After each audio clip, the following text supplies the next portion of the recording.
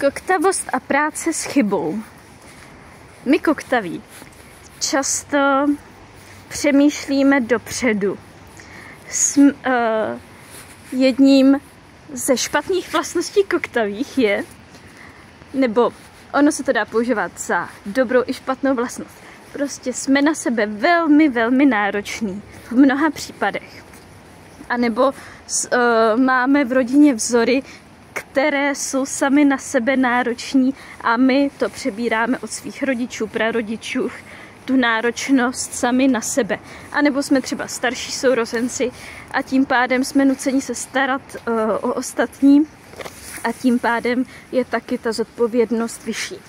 Nicméně s touhle výraznou touhou po dokonalosti, po sebeovládání se ty vysoké nároky prohlubují ten problém koktavého.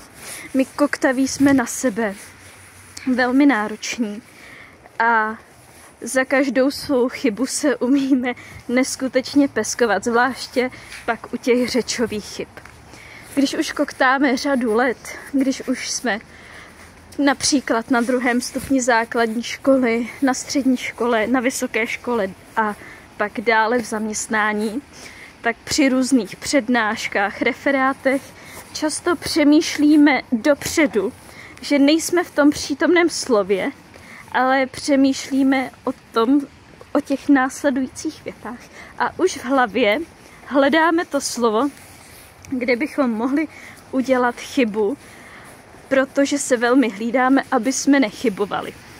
Tohle je veliký nešvar nás koktavých a je to past, do které se dostáváme a není to žádoucí. Žádoucí je si z chyby nedělat těžkou hlavu. Chyba je prostředek učení. Chyba je něco, z čeho si vezmeme ponaučení. Není to jáma, ze které není cesta ven, tak jako se nám koktavím to někdy stává, že se zadrhneme na jednom písmeně, na začátku jediného slova a nevíme, jak z toho ven. Tak ne. Ano, teď jsme prohráli, stala se chyba, něco jsme nezvládli, ale je to důvod, abychom se z toho poučili a z chyby si vzali ponaučení. Chyby nelze brát jako něco špatného, jako vyloženě prohru.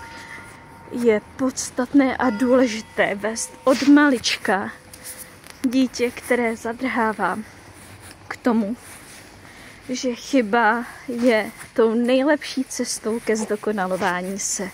Že chyba je prostředek k učení a není to důvod k tomu, aby se na dítě křičelo, aby na dítě byl vyvíjen tlak, aby se dítě kvůli tomu muselo choulit a cítilo se bezbrané.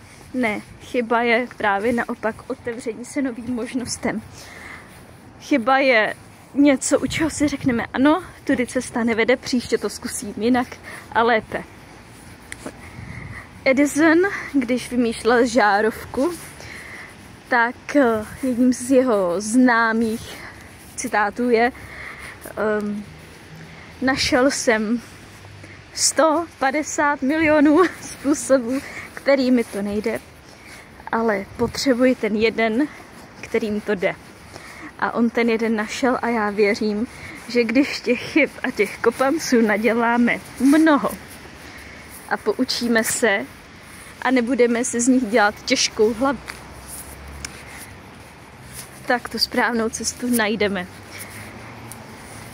A především tu správnou cestu ke zdravému sebevědomí, protože právě pozitivní práce s chybou, uvědomování si, že chyba není propast, ale naopak slepá cesta a poznání, že tudy cesta nevede a že můžeme hledat jednu cestu, tak právě ta práce s chybou, ta pozitivní práce nás může dovést k tomu cíli, který my sledujeme a kterým je plynulá řeč.